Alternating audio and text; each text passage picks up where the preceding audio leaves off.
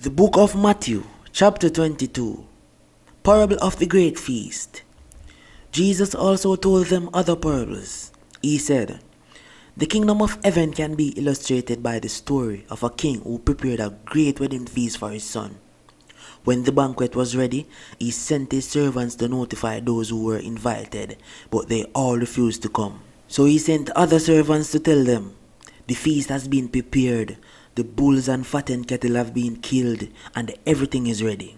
Come to the banquet.' But the guests he had invited ignored them and went their own way, one to his farm, another to his business.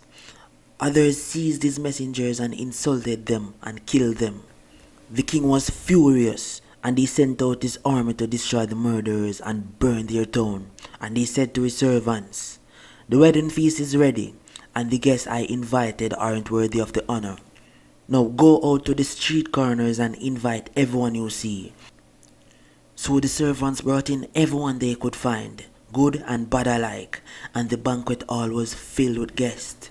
But when the king came in to meet his guest, he noticed a man who wasn't wearing the proper clothes for a wedding. 'Friend,' he asked, 'how is it that you are here without wedding clothes?' But the man had no reply. Then the king said to his aides, 'Bind his hands and feet and throw him into the outer darkness, where there will be weeping and gnashing of teeth. For many are called, but few are chosen.'" Taxes for Caesar. Then the Pharisees met together to plot how to trap Jesus into saying something for which he could be arrested. They sent some of their disciples along with the supporters of Herod to meet with him.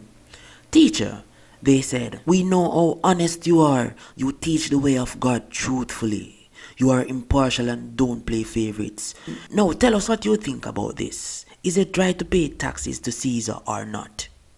But Jesus knew their evil motives. "You hypocrites," he said, "why are you trying to trap me?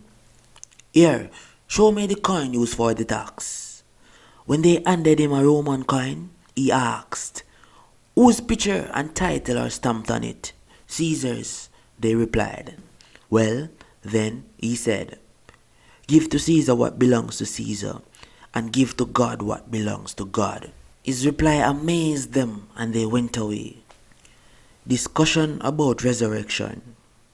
That same day Jesus was approached by some Sadducees, religious leaders who say there is no resurrection from the dead. They posed this question, "Teacher, Moses said if a man dies without children, his brother should marry the widow and have a child who will carry on the brother's name. Well, suppose there were 7 brothers. The oldest one married and then died without children. So his brother married the widow. But the second brother also died, and the third brother married her. This continued with all 7 of them. Last of all, the woman also died. So tell us, whose wife will she be in the resurrection? For all 7 were married to her." Jesus replied, "Your mistake is that you don't know the scriptures, and you don't know the power of God. For when the dead rise, they will neither marry nor be given in marriage. In this respect, they will be like the angels in heaven. But now, as to whether there will be a resurrection of the dead, haven't you ever read about this in the scriptures? Long after Abraham, Isaac, and Jacob had died, God said, 'I am the God of Abraham, the God of Isaac, and the God of Jacob.' So he is the God of the living, not the dead." When the crowds heard him, they were astounded at his teaching, the most important commandment. But when the Pharisees heard that he had silenced the Sadducees with his reply, they met together to question him again.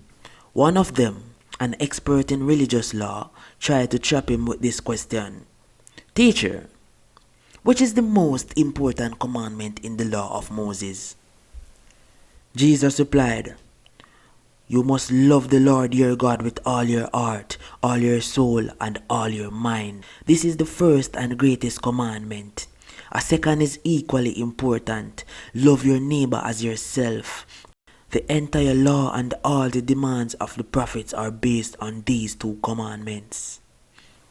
Whose son is the Messiah? Then, surrounded by the Pharisees, Jesus asked them a question.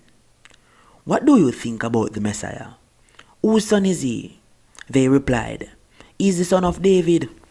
Jesus responded, Then why does David, speaking under the inspiration of the Spirit, call the Messiah my Lord?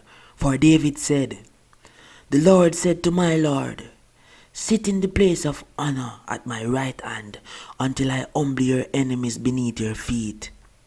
Since David called the Messiah my Lord, how can the Messiah be his son?